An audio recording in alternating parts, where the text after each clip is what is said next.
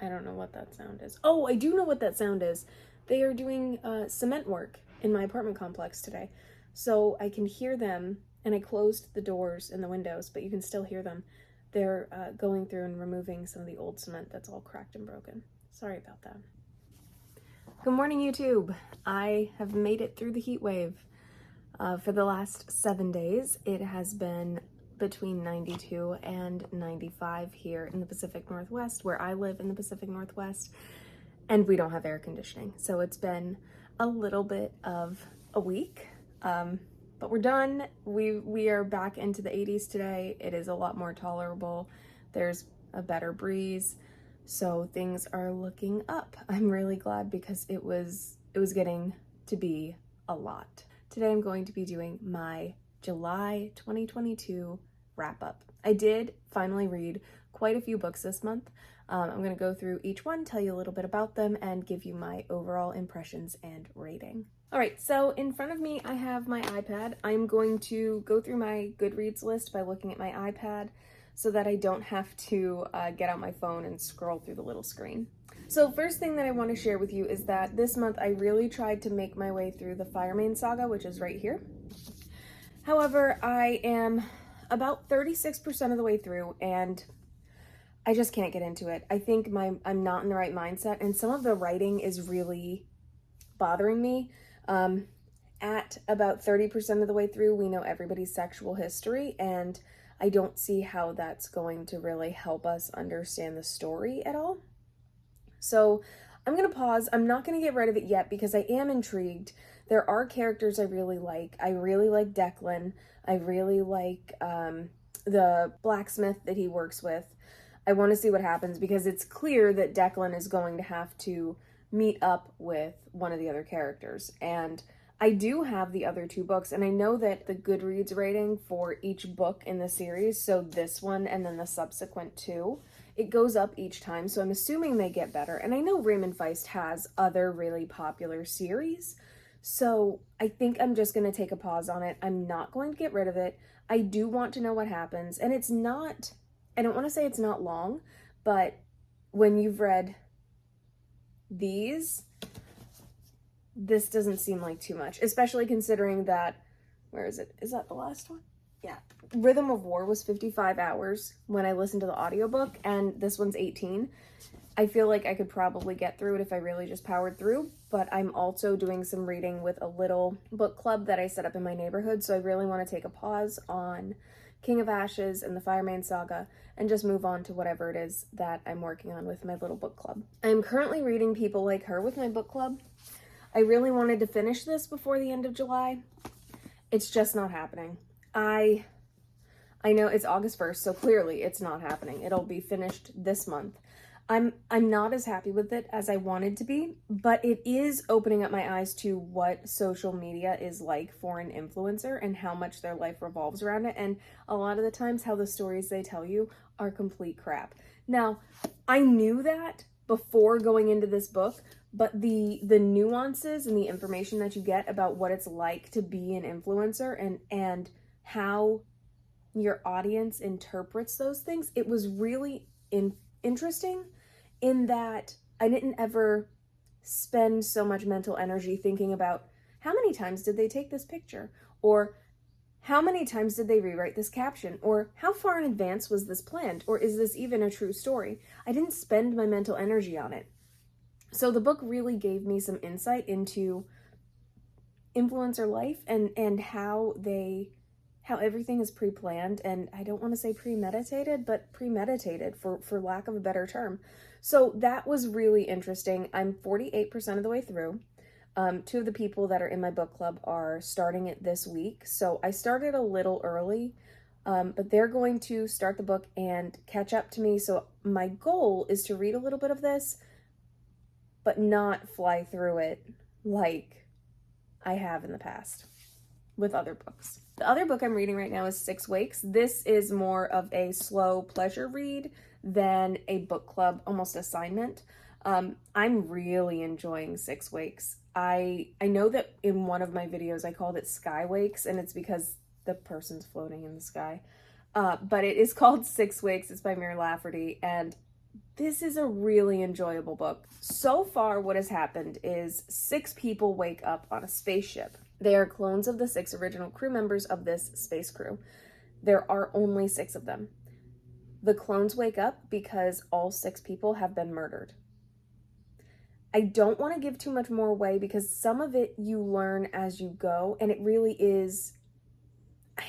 It's a little reminiscent of Agatha Christie to me. There feels to be some red herrings that are popping up, but all in all, it's really immersive and engaging.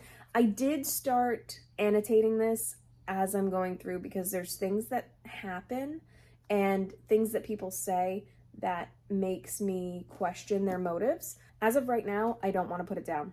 My annotations so far look like that. I don't know if you could see, but I do have notes written in pencil on there. There is a lot of backstory, but not in a boring way. You're not getting like blocks and blocks of exposition. It does seem to be pretty character driven. So if you're not interested in character driven stories, you may not enjoy this one. The first book that I read this month is Book Lovers. Book Lovers follows 2 characters, Nora and Charlie. Nora is a literary agent. Charlie is an editor. In the book, Nora and Charlie first encounter one another when Nora is trying to get Charlie to edit one of the books that her big client has written. In the beginning, and this isn't a spoiler, Charlie says he is not interested in being the editor for this book. He doesn't think it's the author's best work. While Nora agrees with him, she also thinks that this is one with the most commercial appeal. In the book, the fake book within a book, it takes place in a little mountain town in North Carolina. And Charlie is adamant that he is not a fan of the setting. Charlie refuses the book, but he does end the conversation by saying, if she writes more in the future, I would love to read it. Now, that's where the book opens. I think that's all the first chapter. We learn that Nora has a sister, and Nora and her sister are essentially alone at this point in their life. Their mother has passed on. So Nora, as the older sister, feels a lot of responsibility for taking care of her younger sister and making sure that she is safe and comfortable and not struggling. All the things that older sisters feel. I myself am an oldest sister, and so I do feel that same pressure. I could connect with the character in wanting to make sure that all of my siblings are loved and safe and cared for, and they're not struggling and they have everything they need. Now, I feel like some of that got a little repetitive because even though I can relate to that, there were times where it just seemed like that was all of Nora's personality, or most of Nora's personality. The other thing that you hear about Nora in the beginning of the book is that her life is like a rom-com, except she's the ex-girlfriend in the rom-com, where the guy will go off to a small town and meet somebody that he falls in love with who's a farmer or a bookseller or has a flower stand, and she's always the high-powered New York ex-girlfriend who loves the city. I thought that aspect was really fun to read from because she was right. Emily Henry created a great character in saying that the high-powered New York woman doesn't get the love story. So I thought that was a really great aspect or a great point of view to come from with this book because it's not one you hear from very often. This was a solid 4-star read for me. The love story between Nora and Charlie as it takes place in this book is enjoyable. I don't want to call it a slow burn, but it's not insta-lovey either. Both characters know each other. Both characters get to know each other. There is a little bit of spiciness in the book, but it's not the only thing you're reading about. Another book that I read this month, it's pretty much the only thing you're reading about. But all in all, I'd say it was a really great read. If you are interested in Book Lovers, I strongly suggest pick it up. It's a quick, easy, fun read. I plan on picking up Emily Henry's other books, Beach Read and The People We Meet on Vacation.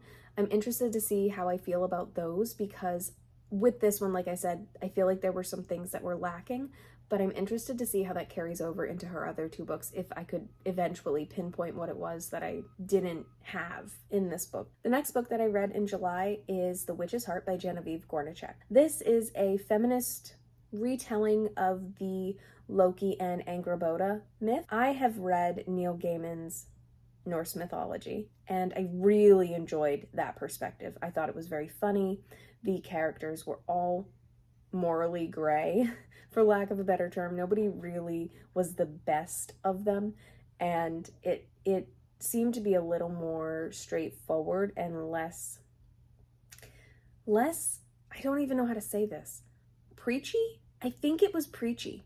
Less preachy about the points it wanted to get across. I don't think I was the audience for The Witch's Heart, and I was a little bit disappointed in this because I had looked forward to it.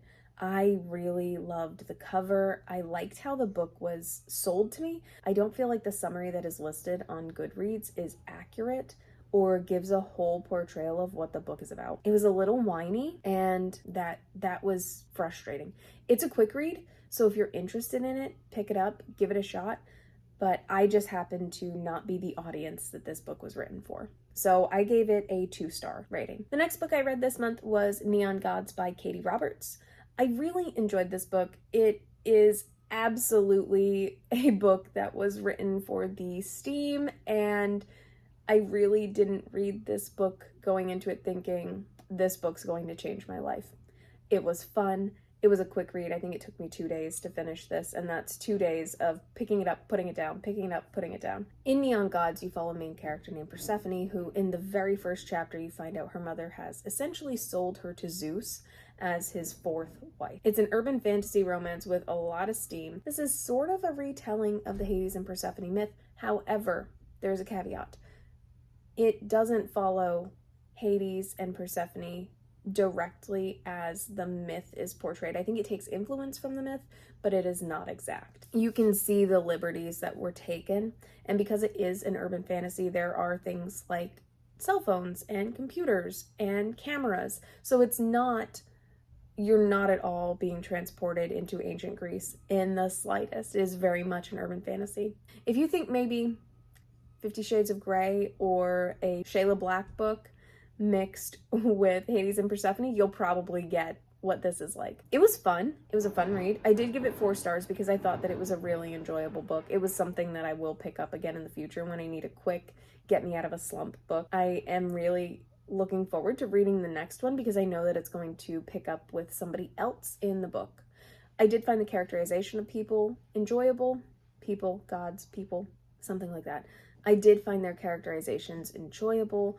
I thought the personality of Hermes was very fun.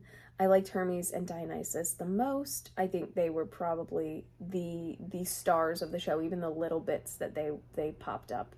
That there isn't a twist. There isn't a twist ending, but you do find out some information at the end that will change your perception of Demeter a little bit. At least it changed mine a little bit from what I thought in the beginning to where I was at the end of the book. All in all, 4 stars, super enjoyable and really easy, straightforward, get you out of a slump read. The next book I finished this month is Monstrous. It is a graphic novel, and I finished volume 1. And I have mixed feelings about this graphic novel. It was enjoyable. I think I gave it 3 stars. While it was enjoyable, there were times where I felt like, what is going on, and had to go back and reread because either parts were not super fleshed out or super clear, or I felt like it wasn't memorable. The chirping you hear is my cat trying to sing to the birds on the porch. In Monstrous, you follow your main character who is possessed by this, I want to call it a demon. And it's a little steampunk, a little bit, I want to call it Buffy the Vampire Slayer inspired, because that's the feeling that I got when I read it, even though it's not at all about vampires. I don't know why that's the feeling I got, but here we are. It's a good read. I am going to pick up volume 2. I don't feel compelled to purchase volume 2 though, so it's on my list. It's not one of the ones that I'm going to rush out and get. The next book that I read this month was The True Confessions of Charlotte Doyle by Avi.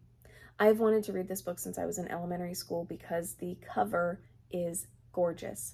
I remember being in like 4th or 5th grade and looking at the cover and seeing her hair and her clothes and thinking, oh my gosh, she's so beautiful. So I finally read it, and I really enjoyed this book for what it is. You have to remember, it is a children's book. This is not an adult novel by any means. So there are some things that are blatant and some things that are obvious, but this was so good. You see this redemption arc that Charlotte goes through from being really spoiled and self-centered and looking down at people to, at the end of the book, appreciating them for who they are and what they've gone through and wanting to make their world better. And I felt like that was really well done. I can easily see why this book has been nominated for so many awards. As I look down at the list on my iPad, there are 7 different awards that this book has either been nominated for or won, and I can easily see that. It was an exceptional read. I think this is one of the books that I will take into my classroom next year and share with my students and tell them that you are going to go on a journey with Charlotte. There's murder, there's a mystery, you figure it out as you go. It's a little creepy, pirate vibes. I loved this book.